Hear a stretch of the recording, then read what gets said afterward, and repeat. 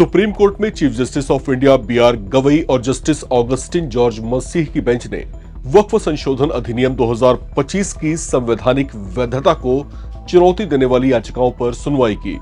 CJI B R. Gavai ने इन याचिकाओं पर सुनवाई के बाद टिप्पणी की कि संसद द्वारा पारित कानूनों में संवैधानिकता की धारणा होती है और किसी कानून के असंवैधानिक होने के संबंध में जब तक कोई ठोस मामला सामने नहीं आता तब तक अदालतें उसमें हस्तक्षेप नहीं कर सकती। सुप्रीम कोर्ट की इस तरह की टिप्पणी से याचिकाकर्ता पक्ष को खासी मायूसी हुई। याचिकाकर्ताओं की ओर से कपिल सिब्बल और अभिषेक मनु सिंघवी की ओर से दलीलें पेश किए जाने के बाद सीजेआई गवई ने वक्फ संशोधन अधिनियम 2025 की संवैधानिक वैधता को चुनौती देने वाली याचिकाओं पर ऐसी बड़ी टिप्पणी की है। इस मामले में केंद्र सरकार ने सुप्रीम कोर्ट से अपील भी की कि इस मामले में कोर्ट अंतरिम आदेश पारित करने के लिए याचिकाओं की सुनवाई को 3 मुद्दों तक ही सीमित रखे, जिसमें कोर्ट, यूजर और डीड की ओर से घोषित वक्फ संपत्तियों को डी नोटिफाई करने का बोर्डों का अधिकार भी शामिल है। केंद्र की ओर से सॉलिसिटर जनरल तुषार मेहता की इस मांग का याचिकाकर्ताओं की ओर से पेश सीनियर एडवोकेट कपिल सिब्बल और अभिषेक मनु सिंघवी ने विरोध किया। उन्होंने दलील पेश की कि इन 3 मुद्दों के अलावा अन्य पर भी बहस होनी चाहिए। कपिल सिब्बल ने तर्क दिया कि संशोधित कानून संविधान के अनुच्छेद 25 जो कि धर्म पालन, उनके अनुरूप आचरण करने और धर्म का प्रचार करने के अधिकार की गारंटी देता है, उसका उल्लंघन करता है। 3 मुद्दों में से एक मुद्दा है Waqf by court, Waqf by user या वक्फ बाय डीड द्वारा घोषित संपत्तियों को डी नोटिफाई करने की शक्ति। याचिकाकर्ताओं द्वारा उठाया गया दूसरा मुद्दा राज्य वक्फ बोर्डों और केंद्रीय वक्फ परिषद की संरचना से संबंधित है, जहां उनका तर्क है कि प्रदेश सदस्यों को छोड़कर केवल मुस्लिम सदस्य ही इन संस्थाओं में होने चाहिए।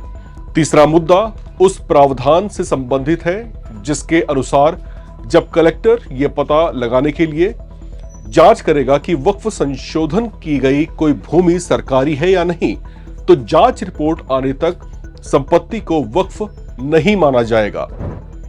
आपको बता दें कि देश में नया वक्फ कानून आने के बाद से ही इस पर 2 अलग अलग तरह की प्रतिक्रियाएं देखने को मिली थीं। इनमें पहले वे लोग थे जिन्होंने इस नए वक्फ संशोधन कानून का स्वागत किया था। इनमें बड़ी संख्या में मुस्लिम समुदाय के लोग भी शामिल थे। दूसरे वे लोग थे जिन्होंने इस नए संशोधित कानून का पुरजोर तरीके से विरोध किया था। इनमें असदुद्दीन ओवैसी समेत कई विपक्षी दलों के नेता और कुछ मुस्लिम संगठनों के सदस्य भी शामिल थे। जो इसके समर्थन में हैं, वे इससे खुश हैं और कह रहे हैं कि यह काम पहले ही हो जाना चाहिए था, जबकि इसका विरोध करने वालों ने सुप्रीम कोर्ट का दरवाजा खटखटाया था। इन सब के बीच केंद्र की नरेंद्र मोदी सरकार भी सुप्रीम कोर्ट पहुंची थी। केंद्र ने सुप्रीम कोर्ट में कैविएट दायर किया था। कैविएट उस दरखास्त को कहते हैं जो किसी मामले में अपना पक्ष रखना चाहता है, ताकि कोर्ट अपना फैसला सुनाने से पहले उसकी बात पर भी गौर कर सके। इसे ऐसे भी समझा जा सकता है कि ये वो प्रक्रिया होती है जिसके तहत कोई पक्ष हाई कोर्ट या सुप्रीम कोर्ट में यह सुनिश्चित करने के लिए कि आवेदन करता है कि उसके खिलाफ कोई आदेश बिना उसको सुने न पारित किया जाए।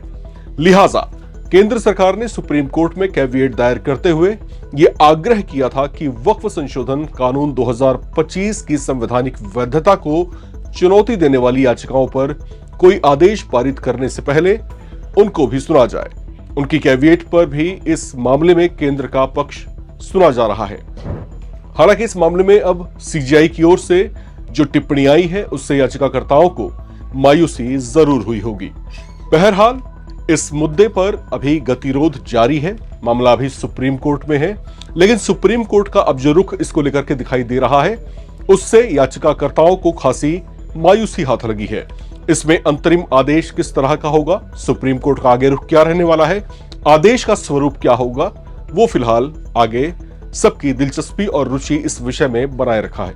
फिलहाल इस खबर में इतना ही। बाकी तमाम अपडेट्स के लिए आप लगातार बने रहें और देखते रहें एनबीटी ऑनलाइन।